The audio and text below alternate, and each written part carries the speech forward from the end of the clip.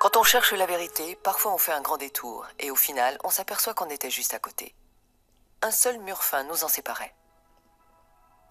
Au lieu de regarder les cieux, de scruter les étoiles et de fantasmer sur des extraterrestres, il fallait tout simplement regarder en bas, juste sous nos pieds, au sol.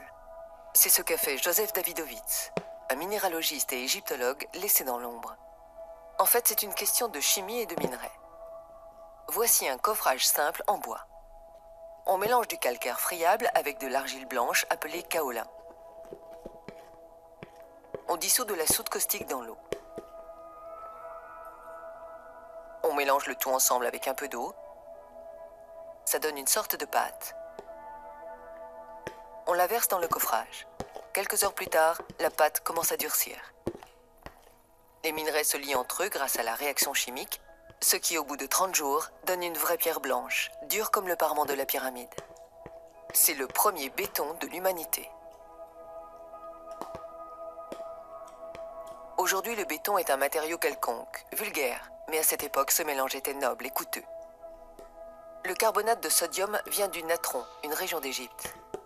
D'où le symbole en chimie du sodium Na pour natron. La chaux est faite en calcinant la pierre de calcaire. Quand on mélange la chaux avec le carbonate de sodium, ça donne de la soude caustique. L'argile kaola est naturellement intégrée dans le calcaire en Égypte. Ce calcaire argileux est abondant, il y en a des millions de mètres cubes. Le tout est mélangé avec de l'eau et versé dans les coffrages en bois. C'est ainsi que les Égyptiens vont réaliser toutes les pierres. Joseph Davidovits a fait cette découverte en 1989. À l'époque, il suppose que les pierres sont moulées et coulées sur place et non taillées. Il appellera ce procédé géopolymère. Le principe est le même que celui du béton d'aujourd'hui. Le ciment moderne est fait d'argile calcinée à 1450 degrés. Mélangé à de l'eau et à des gravats, cela donne du béton. Les anciens utiliseront le natron et la chaux à la place du ciment moderne. Ce mélange de natron, de chaux, d'argile et de calcaire à température ambiante et à ciel ouvert donne le même résultat que le béton moderne. Il s'agit de béton géopolymère. Des milliers de preuves l'attestent. La pyramide rhomboïdale semble sortir du moule. La qualité du béton est excellente. Il interprète de manière différente la traduction officielle des textes des colosses de même nom. Ils ont construit comme ils faisaient leur pain, avec beaucoup d'amour. Le matériel est un mélange chimique de pâtes siliceuses très complexe. La théorie de Joseph Davidovits a été réfutée et jetée aux oubliettes pour faute de preuves scientifiques. Des années plus tard, il amènera les preuves avec des analyses chimiques. Même avec des analyses très poussées, la différence chimique entre une pierre coulée, artificielle et une pierre naturelle est quasi imperceptible. Le résultat est le même et c'est pour cette raison que les géologues n'ont rien vu. Ils laissent encore place au débat, mais les égyptologues ne sont toujours pas convaincus. Il semble plutôt qu'ils ne veulent pas être convaincus. En 2006, l'administration égyptienne a fait une déclaration officielle. Les pierres ne sont pas du béton. Affaire classée officiellement. Mais ce n'est pas une simple déclaration qui peut transformer physiquement la pyramide de béton en pierre taillée. Davidovits fournit des résultats d'analyse paléomagnétique. Chaque pierre dans la nature au moment de sa formation est magnétisée par la Terre. C'est-à-dire que chaque pierre a un or comme une boussole. Toutes les pierres de la pyramide ont un or magnétique unique et non aléatoire. Ce sont des analyses chimiques réalisées au microscope par Davidovits, des preuves, mais elles ne sont pas suffisantes pour convaincre le public. Avons-nous d'autres preuves plus convaincantes pour le public, hormis les analyses chimiques et aux rayons X?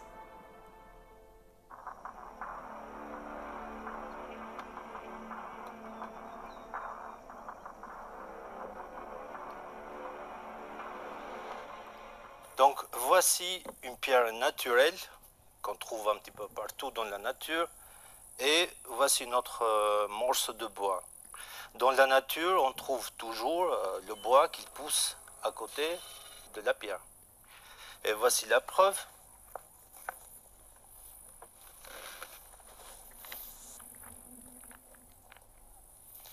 Et donc voici une pierre que j'ai coulée avec la formule de Joseph Davidovits.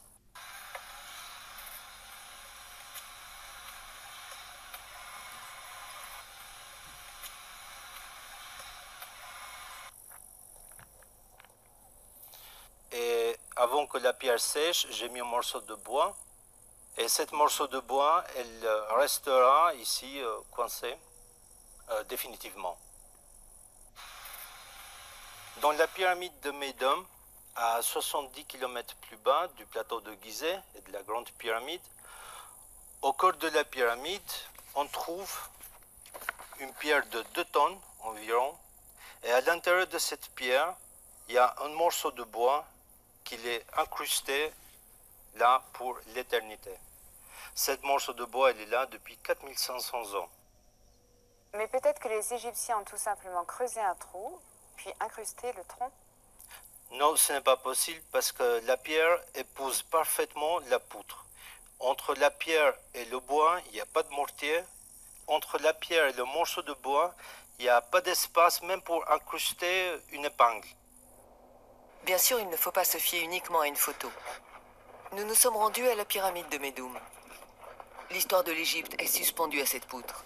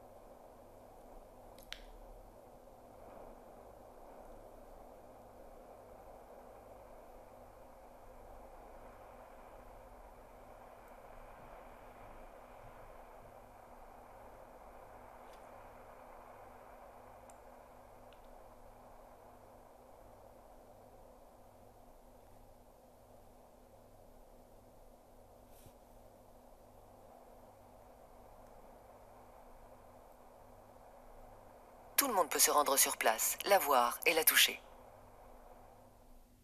Et quand on sait couler une pierre de manière béton, on va faire une deuxième, on va faire une troisième, on va faire des dizaines, des centaines, des milliers, des millions de blocs. Et ainsi, on pourra construire toute une pyramide.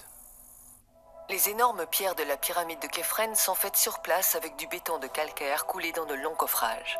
Il est inconcevable de transporter cette pierre. Savez-vous combien de pierres de cette taille y a-t-il? Des centaines. Il est inimaginable qu'elles aient été transportées et taillées. Elles ont bien été coulées ainsi. Pour comprendre le granit, il faut le toucher. Il faut essayer de l'attaquer pour sentir immédiatement sa puissance. On ressent les profondeurs ardentes de la terre, le magma. Le natron mélangé avec de la chaux donne de la soude caustique. La soude caustique mélangée avec de l'eau et du sable blanc chauffé à 1000 degrés produit du silicate de sodium, dit liquide de verre. Il le mélange avec du silicate de potassium obtenu par le même procédé. Il verse le liquide dans un moule en forme de lentille. 2-3 jours plus tard, il démoule la lentille transparente. Une lentille qui concentre la lumière en un point. Plus la lentille est grande, plus la température est élevée. Chacun peut fabriquer sa propre lentille solaire avec la recette. Amusez-vous. Avec une lentille de 5 mètres de diamètre, la température atteint 1800-2000 degrés. Les Égyptiens viennent de découvrir l'énergie solaire. Tout est fondu, rien ne résiste. Le granit fond littéralement comme de la lave immédiatement. Les Égyptiens vont couler cette lave dans des moules en argile, et voici la fameuse statue de la 3e dynastie Ouni, le grand-père de Khéops en granit d'Assouan.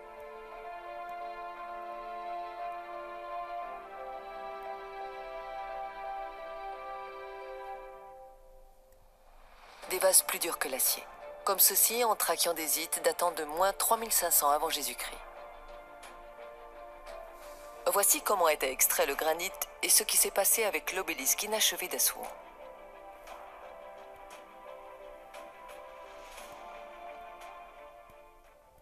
Les ouvriers dans la carrière d'Assouan étaient chargés d'extraire le granit sous forme de pavés. Ce sont des petits morceaux de 30 à 40 cm qui ont été extraits du granit fondu avec des pelles en pierre.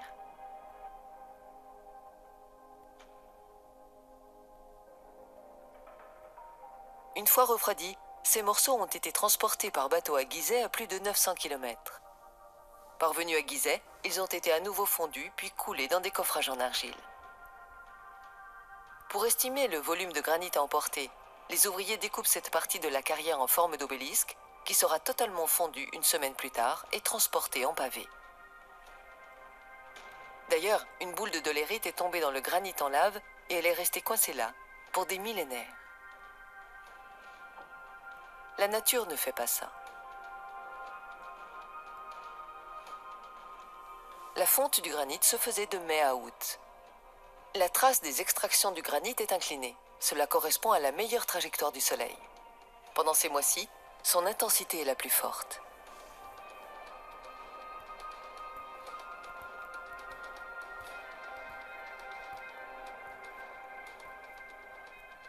La géologue d'un groupe de touristes fut surprise par l'absence de diaclase, fracture naturelle du granit.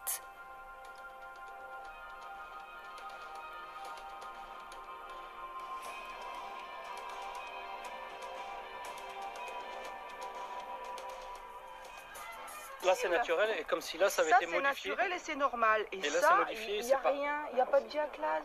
Comment c'est possible? Et pourtant il y avait les traces noires de santé qui... C'est normal, car le granit fondu, une fois refroidi, est comme neuf, sorti de la terre. Les ouvriers fondent le granit grâce à la lentille. Ils commencent alors à découper des entailles et des trous dans le granit en jouant avec le rayon solaire de la lentille.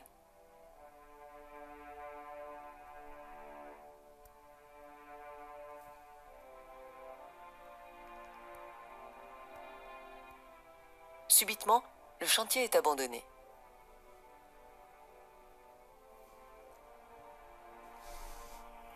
C'est ainsi que les Égyptiens ont fondu toutes sortes de pierres, du quartz, du granit, du schiste, du basalte, de la diorite, du gneiss, du gros waké. Pas de bol, ils ne sont pas tombés sur des terres ferreuses, sinon ils auraient découvert l'acier. L'énergie solaire était déployée au maximum. La reine Hatshepsut, à Karnak, écrit que son obélisque a été réalisé en 7 mois. C'est tout à fait envisageable avec la lentille. Les colosses de même nom, pesant 1800 tonnes chacun, ont été fabriqués avec un mélange de quartz et de granit fondu. Les Égyptiens vont exploiter le cuivre pendant des milliers d'années dans les mines du Sinaï. Le cuivre est un matériau très mou, utilisé pour faire des casseroles qui seront utilisées pour faire le mélange de fabrication du silicate. Pourquoi n'y a-t-il aucune preuve? Pendant toute son histoire, l'humanité a fait des guerres pour l'énergie. Une forêt, un champ, une côte, un lac, c'est de la nourriture potentielle, c'est de l'énergie. Tout au long de son existence, l'humanité a fait des guerres pour l'énergie.